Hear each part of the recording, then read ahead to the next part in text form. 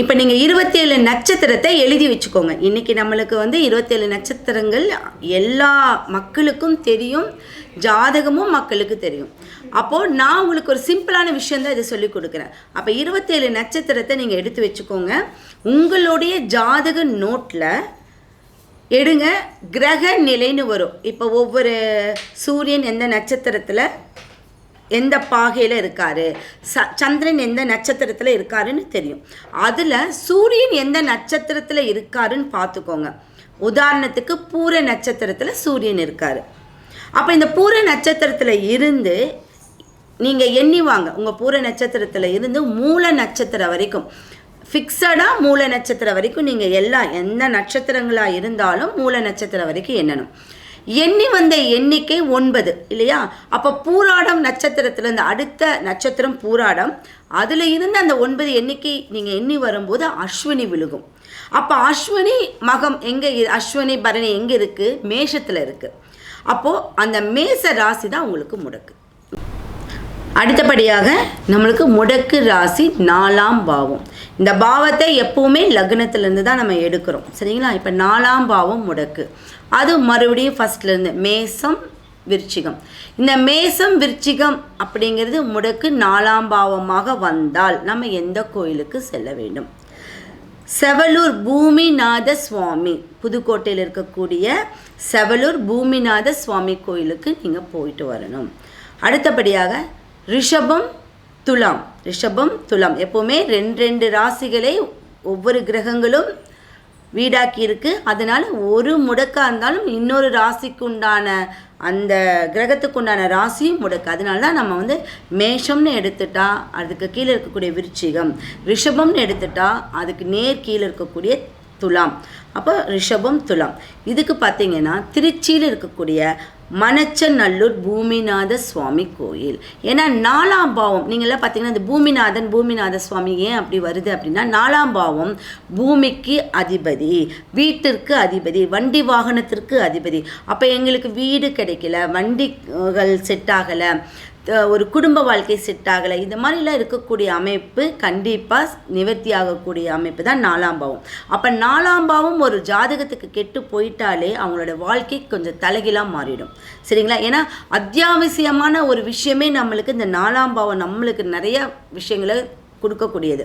அப்போ அது கெட்டு போகும்போது, முடக்கும்போது நம்மளுக்கு நிரந்தரமான ஒரு அமைப்பை கொடுக்கறதுக்கு வலுவிழந்து போயிடும். அதற்குண்டான கோயில்களுக்கு போயிட்டு வந்தீங்கன்னா கண்டிப்பாக ஒரு நிவர்த்தி உண்டு. அடுத்தது கடகம். கடகம் அப்படிங்கும்போது பவானி சங்கமேஸ்வரர் கோயில், பவானியில் இருக்கக்கூடிய சங்கமேஸ்வரர் கோயிலுக்கு போயிட்டு வரணும். சிம்மம். சிம்மத்துக்கு திருவேடகம் சோழவந்தான் மதுரை அருகில் இருக்குது. திருவேடகம் சோழவந்தான் கோயில் மதுரையில் இருக்கக்கூடிய அமைப்பு. நீங்கள் அங்கே போயிட்டு வரணும் சிம்ம ராசிக்காரர்கள். தனுசு மீனம். தனுசு மீனம் குருவுடைய அமைப்பு. குழந்தை இப்போ அது 4ஆம் பாவமாக இருந்தால் திருமணம் எனக்கு லேட் ஆகிட்டுருக்கு, எங்களுக்கு எப்போ பாரு ஏதாவது ஒரு பிரச்சனை, நாங்கள் அடிக்கடி வீடு மாற்றிட்டு இருக்கோம், எங்களுக்கு ஒரு வண்டி கிடைச்சிருக்கு ஆனால் ரிப்பேர் கொடுத்துக்கிட்டே இருக்குது, இந்த மாதிரி 4ஆம் பாவத்துக்குடைய அமைப்பு எல்லாமே கெடும்போது அது சிம்மமாக வந்துருச்சு. என்னென்னா உங்களோட உயர்வு ஸ்தானமே அங்கே கீழே இறங்கி போயிடும். அதனால் சிம்மத்துக்கு உண்டான கோயில்கள் பார்த்திங்கன்னா திருவேங்கடம் சோழவந்தான் கோயிலுக்கு கண்டிப்பாக விசேஷமாக நீங்கள் போகணும். சிம்ம ராசிக்காரங்கள் எல்லாமே நல்ல ஆளுமையே இருப்பீங்க. அவங்க எல்லாமே இது வருஷத்துக்கு ஒரு முறை போயிட்டு வரும்போது அந்த ஆளுமை திறன்லேருந்து கீழே இறங்க மாட்டீங்க. தனுசு மீனம். சிறுவாபுரி பாலமுருகன் சென்னையில் இருக்கக்கூடிய சிறுவாபுரி பாலமுருகன் கோயிலில் சென்னையில் இருக்கக்கூடியது. மகர கும்பம். மகரத்திற்கும் கும்பத்துக்கும் அதிபதி சனி பகவான். வயலூர் முருகன் திருச்சியில் இருக்கக்கூடிய வயலூர் முருகன் கோயிலுக்கு போயிட்டு வாங்க. இதில் அதே 4ஆம் பாவத்துக்கு ராகு இருந்தால் என்ன பண்ணுறது அப்படின்னு கேட்டிங்கன்னா, திருநெல்வேலியில் இருக்கக்கூடிய தென் திருப்போரை பெருமாள், திருநெல்வேலியில் இருக்கக்கூடிய தென் திருப்போரை பெருமாள் கோயிலுக்கு போயிட்டு வரணும்.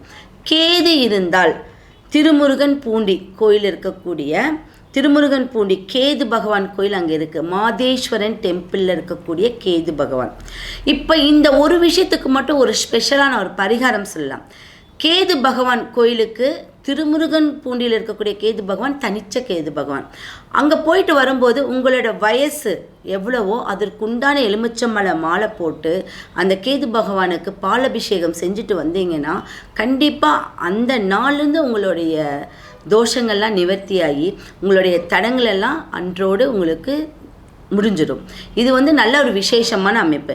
ஏன் எலுமிச்சம்பழம் மாலை பார்த்தீங்கன்னா அதில் இருக்கக்கூடிய வைப்ரேஷன், அந்த காலத்தில் நம்மளுக்கு எலுமிச்சம்பழம் தான் எல்லாத்துக்கும் கொடுத்துட்டு இருந்தாங்க.